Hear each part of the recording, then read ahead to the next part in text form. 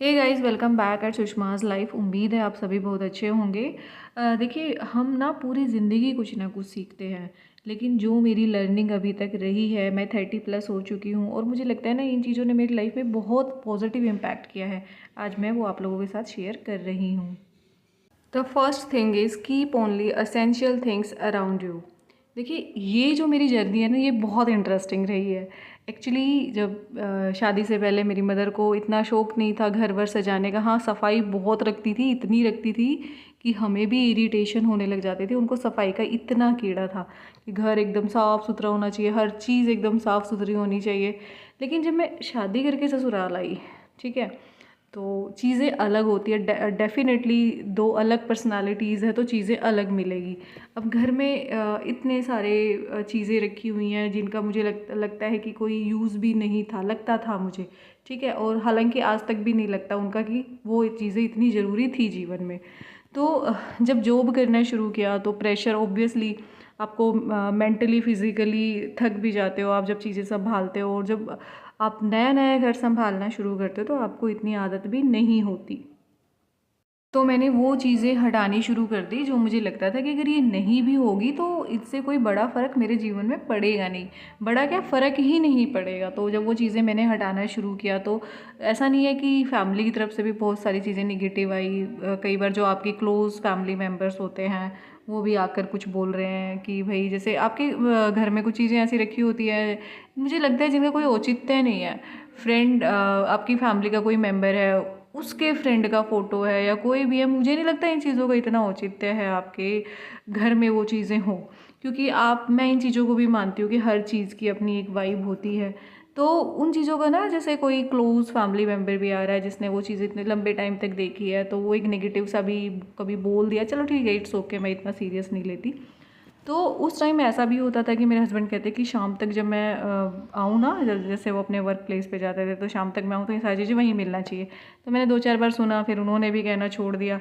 लेकिन यकीन मानिए, मुझे ना स्टार्टिंग में गिल्ट भी फ़ील होता था कि यार मैंने ये हटा दिया, या फिर बीच बीच में ना मुझे ऐसा भी लगता था कि नहीं, मुझे वापस रख देना चाहिए। फिर मुझे ऐसा भी लगता था कि नहीं, कुछ और मुझे यहाँ पे रख देना चाहिए, कुछ और अपने घर को थोड़ा डेकोरेट करना चाहिए। मेरा शोकेस भी खाली पड़ा हुआ है मेरे घर का। तो इस तरह के ना विचार मेरे मन में आते थे। लेकिन अब जो जिस स्टेट पे मैं हूँ, तो मुझे लगता है कि नहीं, मैंने बहुत सही किया। और अब मेरे पास अगर कभी समय भी होगा तो मैं उस जगह दोबारा जाने की बजाय मैं कोई और प्रोडक्टिव जगह पे अपना समय इस्तेमाल करूँगी। देखिए, इसमें कोई बुराई नहीं है, चीज़ें सुंदर लगती है, लेकिन आपको खुद को समझना है, ये बहुत ज़रूरी है कि आप एक्चुअल में कहाँ से चीज़ें और बेटर कर सकते हो। और जितने, देखिए, घर में जितना सामान होगा उतना आपका काम बढ़ेगा, ये सच्चाई है।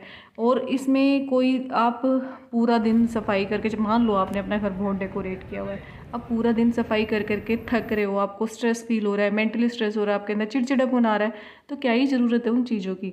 मुझे तो नहीं लगता।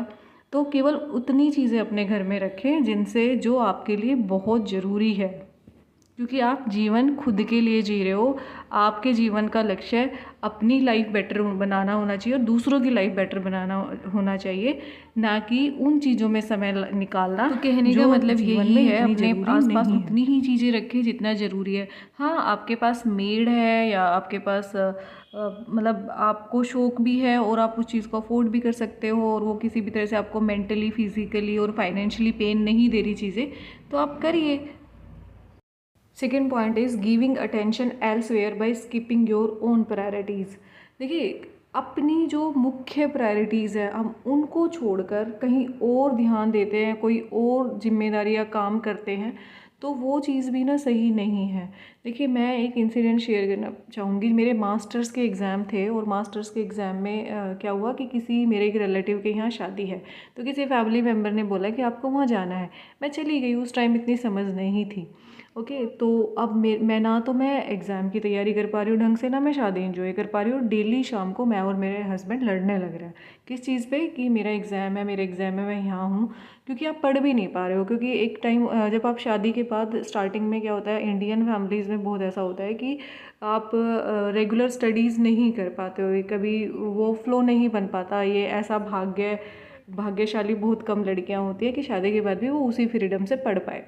तो उस चीज़ में फिर मैंने बाद में सोचा कि यार मतलब मैं खुद परेशान हूँ, ना मैं इधर इंजॉय कर पा रही हूँ, ना मैं एग्ज़ाम की सही से तैयारी कर पा रही हूँ, और ऊपर से मैं हमारा रिलेशन ख़राब हो रहा है, हम आपस में लड़ रहे हैं। तो उस टाइम मैंने डिसाइड किया कि कहाँ जाना है, ये डिसीज़न मैं खुद लूँगी अपनी प्रायोरिटीज़ के अकॉर्डिंग। तो ये ना बहुत ज़रूरी है। अगर कोई आपकी प्रायोरिटीज़ को नहीं समझ पा रहा है तो कमी उसकी है, आपकी नहीं है। देखिए, जीवन में ना रिश्ते बहुत ज़रूरी है, रिश्तों के बिना हमारा कोई वजूद है नहीं।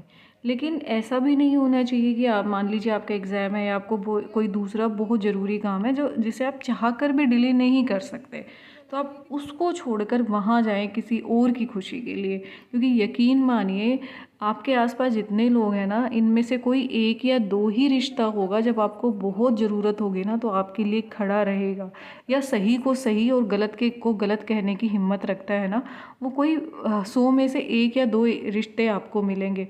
तो वो समय के साथ आपको धीरे धीरे पता चलेगा। लेकिन मेरे कहने का मतलब सिर्फ यही है कि अगर कोई बहुत ज़रूरी काम है तो प्रायोरिटी उस काम को दे, ना कि दूसरा क्या सोचेगा इस चीज़ के लिए परेशान हो।